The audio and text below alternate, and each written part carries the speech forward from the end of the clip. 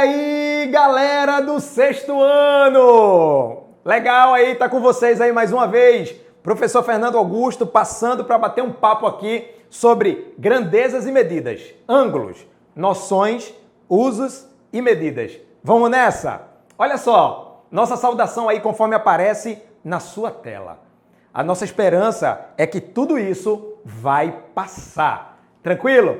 Queria mandar um abraço aqui para a rapaziada do litoral ao sertão, todas as nossas GREs. Eu tenho certeza aí que você está com muita saudade, sobretudo, isso mesmo, da merenda. Pois é, eu tô ligado aí você aí, ó. Mas olha só, enquanto tudo isso não passa, vamos aí pegar nosso caderno, vamos pegar nosso material de estudo e vamos bater um papo aqui. Eu tenho certeza que você vai gostar dessa aula. Vamos lá!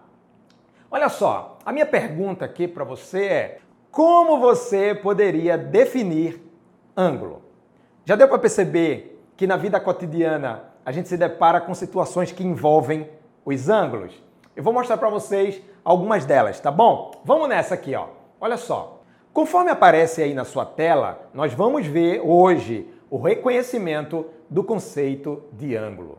Também veremos a compreensão que a medida do ângulo é conservada quando há ampliação ou redução de figuras poligonais. E por último, nós iremos fazer a resolução de problemas envolvendo a noção de ângulo em diferentes contextos, ok? Afinal, o que seria então um ângulo?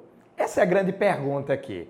Nas situações cotidianas que elas aparecem, é preciso então o reconhecimento, mas não apenas reconhecer, mas o entendimento do que é então um ângulo. Vamos nessa? Olha só. Ângulo, o conceito formal dele, conforme aparece aí na sua tela, é o nome que se dá à abertura formada por duas semirretas que partem de um mesmo ponto.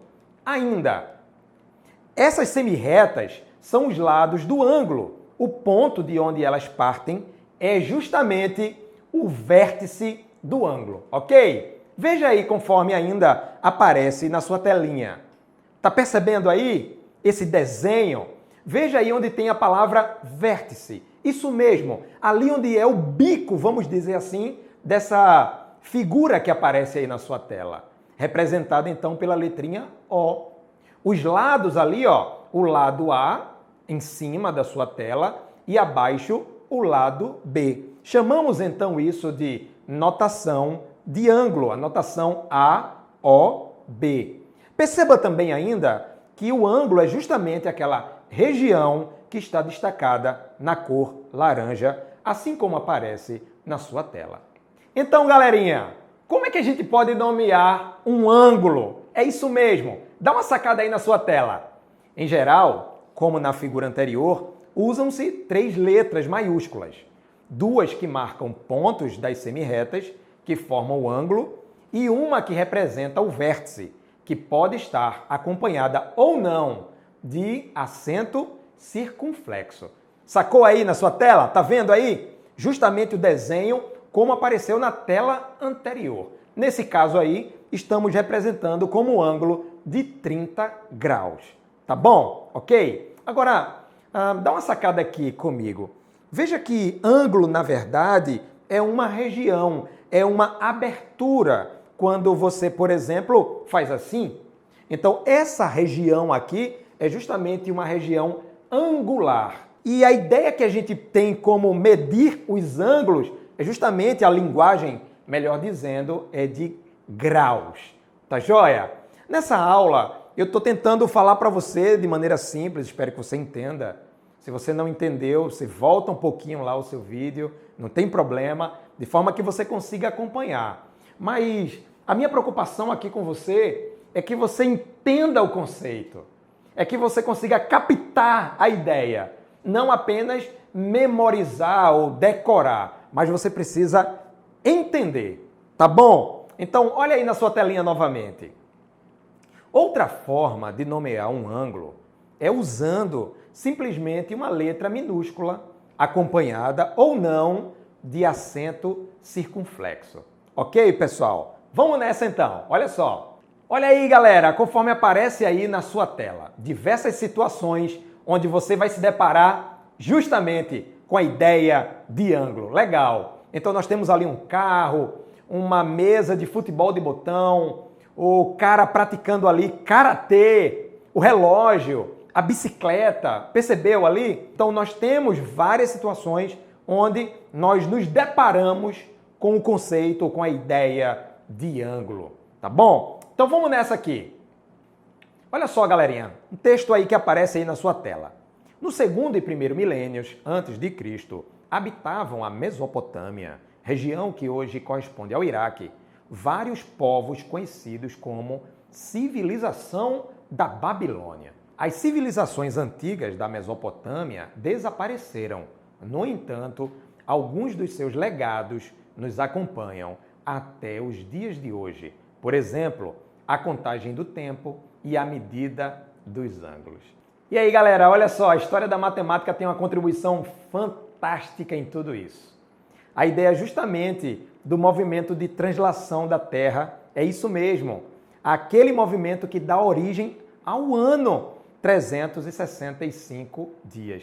Então, é justamente essa observação dos babilônios ali antigamente com a associação da ideia de ângulo.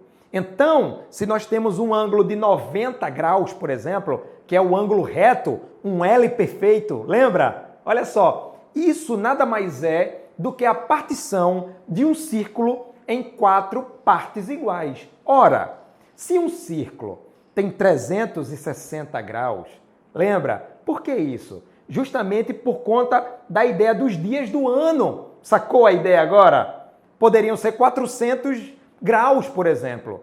Mas, se o nosso planeta tivesse, então, 400 dias, muito provavelmente, então, a circunferência teria 400 graus. Sacou aí a ideia? É por isso, então, que o círculo tem 360 graus. Mas você pode me perguntar assim, mas professor, por que não 365, por exemplo? É porque 365 é ruim de fazer conta. E o 360 é um número melhor, mais redondinho para fazer as operações. Ok, pessoal? Sacou a ideia aí? Então, eu quero bater um papo aqui agora com vocês sobre o uso do transferidor. Percebe aí esse instrumento que aparece aí na sua tela? Dá uma sacada aí. Como usar o transferidor? Dá uma sacada aí conforme aparece na sua tela. Para medir um ângulo, devemos colocar o centro do transferidor sobre o vértice do ângulo e encaixar o diâmetro do transferidor sobre um dos lados, como mostra a figura. Então, quando você precisar usar o transferidor, é justamente ali onde tem a setinha vermelha que você vai colocar sobre o vértice do ângulo, ou seja, sobre o bico, sobre a pontinha lá do ângulo e medir a parte interna, obviamente, do ângulo. Ok, pessoal? Vamos nessa então, olha só. E aí, galera, olha só, preparei uma telinha aqui para vocês, bem legal, e você pode aí consultar tranquilamente, voltando o vídeo na hora que for necessário, tá bom? Dá uma sacada lá. Olha só, um ângulo nulo, ou seja, o ângulo de 0 grau. Tá vendo aí? No canto superior esquerdo da sua tela, tá vendo? Eu coloquei ali um ângulo de 40 graus, por exemplo. Tá vendo ali no centro? O ângulo de 90, ok? Tá joia? O ângulo de 115 graus, o ângulo de 180 graus e, novamente, o ângulo de uma volta inteira, que é 360 graus e coincide com o ângulo de 0 grau. Tá joia? Tá bom? Então, olha só. Quero bater um papo aqui agora com vocês sobre ampliação e redução. Já viu quando alguém no computador tenta aumentar uma figura e essa figura fica distorcida? Pois é, justamente porque as propriedades angulares elas não foram observadas. Olha só, conforme aparece então aí na sua telinha. Tá vendo aí a ideia de ampliação e redução de uma figura? Perceba que a figura ABCD, ela corresponde, então, de forma harmoniosa à figura A', B', C', D', E'. Perceba também, conforme aparece aí na sua tela, que cada letrinha dessa aí corresponde ao vértice do ângulo, ok? Fica bem claro aí, tá bom? O vértice é justamente o bico, enquanto que as laterais ali são aqueles segmentos de reta, tá bom, pessoal? Legal? Vamos ver outro exemplo aí. Ah, legal. Show de bola. Olha só, tá vendo aí? Outro exemplo onde a figura é ampliada e reduzida sem que sofra alteração na sua forma original. Eu vou mostrar agora para vocês uma outra imagem. Dá uma sacada aí. Tá vendo o que é que aconteceu aí? Para e pensa aí. Olha para mim aqui. O que é que aconteceu com o carro? O que é que aconteceu com essa imagem aí? O que é que aconteceu com o carro maior? Você acha que as propriedades angulares elas foram observadas? E aí? O que é que você me diz? Parece então ter havido uma deformidade, não é verdade? Então significa que as propriedades relativas à ideia de ângulo não foram observadas nesse exemplo. Ok? Tá bom, pessoal? Legal? Então vamos nessa. Olha só. Quero fazer aqui com vocês agora uma tarefa, um exercício, tá bom? Observe os relógios a seguir e responda as questões que aparecem aí na sua tela.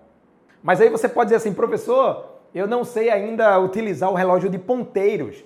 Eu gosto mais do relógio digital. Olha só, não tem problema, fica tranquilo.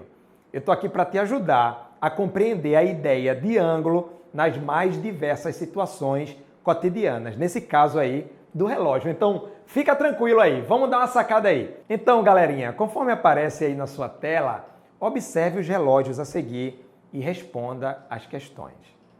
Em qual relógio os ponteiros formam um ângulo reto? Letra B. Em qual relógio os ponteiros formam um ângulo agudo? E letra C. Em qual relógio os ponteiros formam um ângulo obtuso? Dá uma olhada aqui para mim. Olha só. Lembra aqui uma coisa. O ângulo agudo é justamente aquele ângulo maior do que 0 e menor do que 90, tá joia? Tranquilo?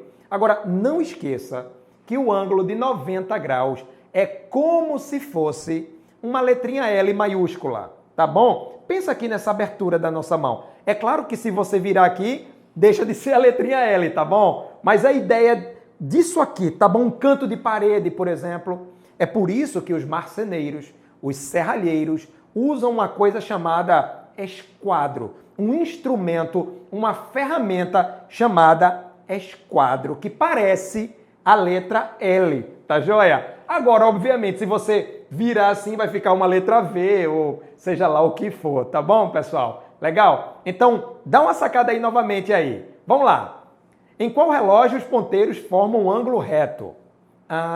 Deixa eu ver aqui. E aí, o que é que você acha? Isso mesmo, o relógio C e o relógio D. Muito bem, legal. Agora vamos ver aqui em qual relógio os ponteiros formam um ângulo agudo. Vamos ver, vamos pensar um pouco aqui. Legal. Estou percebendo aí que você está sacando aí. O relógio A, justamente. Muito bem.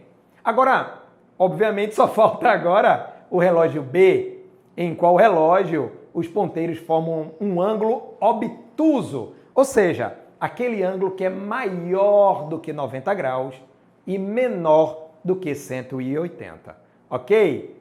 É isso aí, alternativa B. Legal, pessoal, vê, eu estou tentando focar nessa ideia do relógio, porque muitas questões, concurso, provinhas por aí, caem justamente assim, tá bom? Olha só, conforme aparece na sua tela. O ângulo formado pelo ponteiro da hora e do minuto em um relógio que marca 10 horas mede 45 graus, 90 graus, 135 ou 180? O que é que você me diz aí? E aí, tá fácil? Difícil? Eu quero dar uma dica para você aqui, vê só. Cada 5 minutos do relógio corresponde então a 30 graus. É isso aí. Enquanto que em hora, em tempo que a gente não consegue tocar, tá? Eu não consigo pegar nem ver 5 minutos, mas eu consigo visualizar o intervalo que o ponteiro descreve, percorre. Esse intervalo, por exemplo, do 1 para o 2, é justamente uma região angular de 30 graus. Enquanto que em tempo são 5 minutos, por exemplo, para o ponteiro dos minutos, tá? Então, em região angular, seriam então 30 graus. Ou em ângulo. Ok, pessoal? Tranquilo? Então, vamos contar aqui como seria do 10, ali o ponteiro vermelho, até o ponteiro azul, chegando no 2, na parte de cima, tá bom? Ok? Vamos nessa, então. Olha só. 10 para o 11, 30 graus. De 11 para 12, mais 30 graus. De 12 para 1, mais 30 graus. E de 1 para 2, mais 30 graus. Ou seja, 30 vezes 4, 120 graus. Alternativa C. Sacou aí? Beleza? Legal. Vamos nessa então. Nós temos, conforme aparece aí na sua telinha, o ângulo formado pelo ponteiro da hora e do minuto em um relógio que marca 10 horas e 10 minutos, mede. Alternativa A, 45 graus, 90 graus, 120 graus ou 180 graus. Olha só, quero dar uma dica aqui para você. Cada 5 minutos equivalem a 30 graus.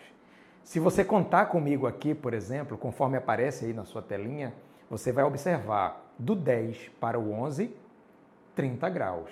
São 5 minutos que equivalem à abertura de 30 graus. De 11 para 12, 30 graus. De 12 para 1, 30 graus. E de 1 para 2, 30 graus. Multiplicando então 30 graus vezes 4, nós temos isso mesmo, 120 graus. Alternativa C. Legal? Sacou aí como é fácil? Percebeu a ideia aí? Eu quero chamar a sua atenção justamente para que 5 minutos correspondem a 30 graus. Ok, pessoal? Olha só, quero propor agora um desafio para você, pensando nisso que a gente acabou de ver. Vamos nessa? O ângulo formado pelo ponteiro da hora e do minuto em um relógio que marca 10 horas e 11 minutos. E aí, o que é que você me diz? Isso, tá lembrado aí que a cada 5 minutos correspondem a 30 graus? Agora, pense comigo, e 11 minutos? Como que fica isso aí? Eu tenho um pedacinho ali de 30 graus, 5 minutos, e outro pedacinho bem pequeno. Esse pedacinho bem pequeno corresponde a quantos graus? Tá vendo aí na sua telinha? Coloquei uma ajuda aí para você. Olha só. 5 minutos correspondem a 30 graus. E 1 minuto, então, correspondem a quantos graus? E aí, pensou? Poderíamos usar aí uma regra de 3. Ou simplesmente, olha para mim aqui, ou simplesmente pegar o 30 graus e dividir em 5 partes. Isso mesmo, vai dar 6 graus. Como ficaria, portanto, o resultado? E aí, sacou? A resposta, portanto, é exatamente 126 graus. Yes! Legal, pessoal. Uma saudação aí para vocês. Até a próxima aí. Grande abraço. Valeu!